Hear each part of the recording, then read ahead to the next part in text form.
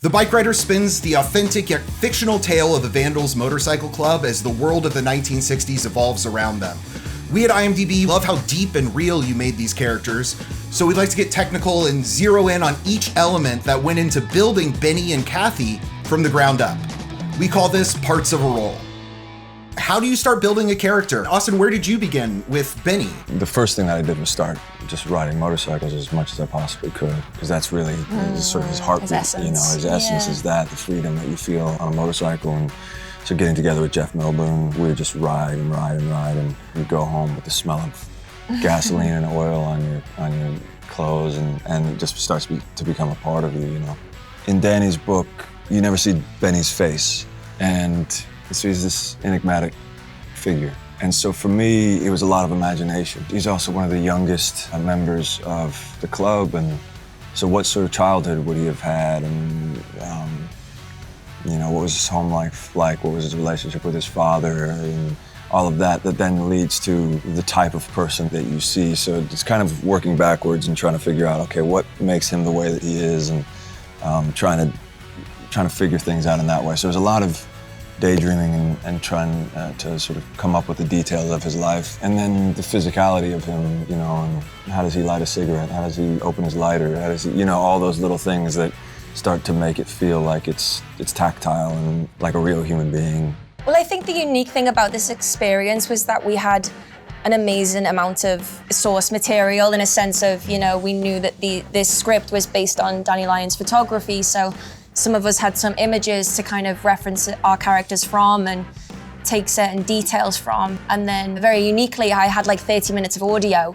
So when it kind of came to like breaking down the script and figuring out who she was, I feel like her voice was like the first kind of port of call for me, because it was quite unique. That's when I saw him for the first time. It took my breath away. I don't know, there was something quite eccentric about the way that she spoke, and also being aware that Kathy was kind of the narrator of the film. A lot of it was told from her perspective, so that felt like the kind of biggest in for me, I would say. It was the golden age of Bikeriders. And I never felt so out of place in all my life.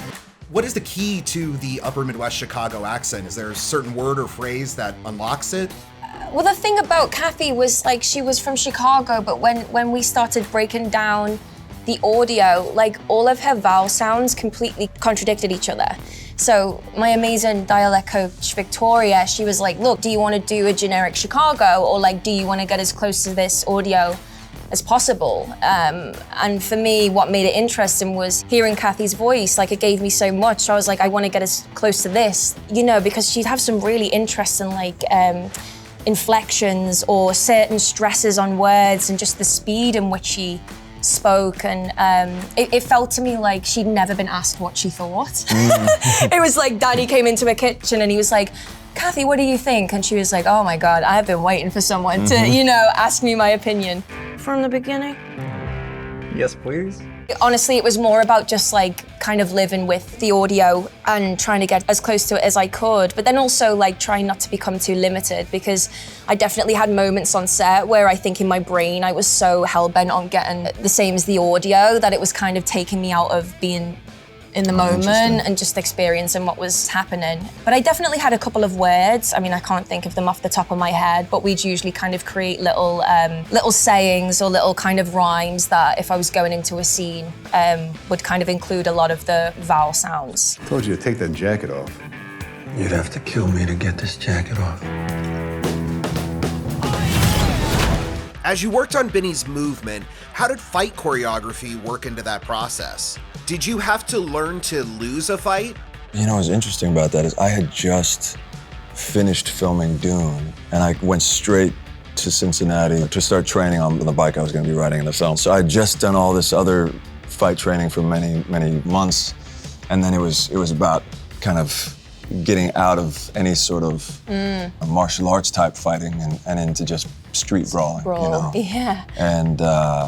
And we didn't have as much time to choreograph those, so that was kind of on the day, really figuring it out and going, all right, so I'm gonna get hit in the back with a stool in this moment, and then you're gonna grab me, throw me to the ground, and kick me, and it felt a lot more free-flowing and improvisational, which is exciting, because then you don't have long to think about it beforehand. Yeah. But I always end up finding that I'm going, hit me harder, hit me, you know, really hit me with the story, you know, because it just makes it feel real in some way. I was just thinking, did you pick your tattoos as well? Did you? Yeah, I mean, we worked through those tattoos and we found there were certain tattoos that we were able to see in the photographs, and so we had a tattoo artist who really analyzed those and figured out how to make the tattoos. People thought they were real too, wasn't that they looked so good that people thought you had got tatted up for the role? I'm looking at all this ink on your arms. Did you, where did you have time to get tattooed? Yeah, because at the time that we were filming, I did some interviews and I had them. Well, Austin had the most insane schedule. Like when he wasn't shooting, he was having to fly to like do press on weekends. So like you kept them on, did you? Because it was like time was of the essence, and he was so kind of spread thin, so you kept them on. Crazy. I know you shot this, you said, around Cincinnati. I am actually in Southern Ohio right now, where I was born and bred.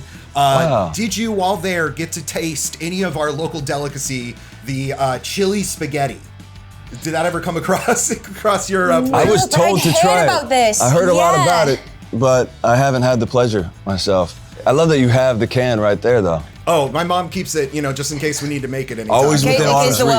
It's in the rotation. That's great. Yeah, but what, Skyline chili as well, right? Yep. Oh, yes. that's what it Skyline, was. yeah. Yeah. If you were around Cincinnati, you're going to see the stores everywhere. Yeah. It's So I'm all the over. one thing we got over here. Yeah, incredible. Chili spaghetti.